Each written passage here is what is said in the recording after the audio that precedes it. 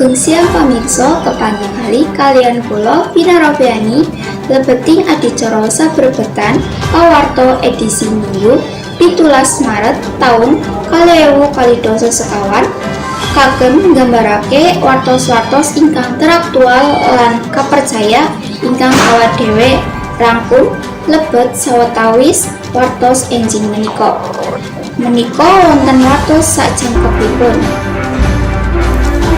Pamirsa, dikabarake kasus kelompok LGBT saya melejit.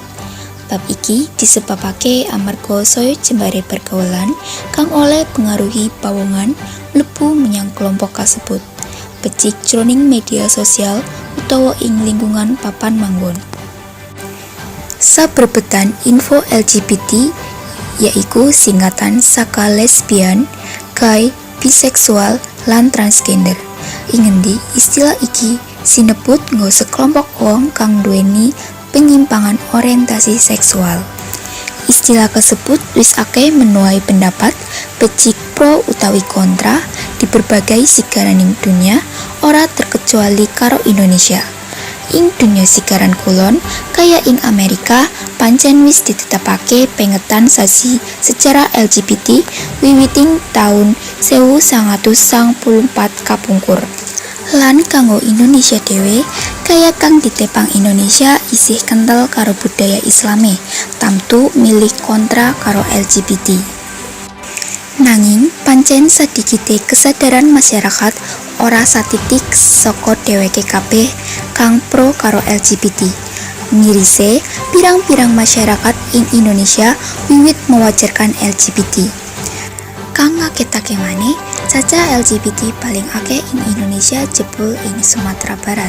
Kang kasebut dening Wakil Gubernur Sumatera Barat dhewe, kang ngutip hasil panliten perkembangan lelara HIV lan AIDS karo angka LGBT ing Sumatera Barat seakehe 18.000 jiwa. Faktor diri dhewe kaya faktor genetik, yaiku cacah hormon ora seimbang ing jero awak. Faktor traumatis menawa pengalaman traumatis mengalami kekerasan seksual utawa seksual abuse. Wondene faktor sakajaba yaiku faktor lingkungan. Ing ngendi pawongan kang campur jero lingkungan LGBT oleh pengaruh orientasi seksual dheweke kabeh. Pamirsa, ora oleh dipungkiri pancen ing dasare LGBT yaiku pegawean tercela. Wondene pencegahane karo nambahi iman lan takwa marang Tuhan karo ngibadah. Ngadohi situs-situs kang njrumusake menyang LGBT, ngandani kelompok-kelompok kang oleh njalari terjerumuse LGBT serta menehi bimbingan karo kabehing kalangan, becik bocah cilik, remaja utawa wong dewasa ngenai apik alane LGBT. Pamirsa, sumangga dadi bebrayan negara Indonesia kang senggang rohani lan jasmani, merdeka lan lawan LGBT demi masa ngarep kang gemilang.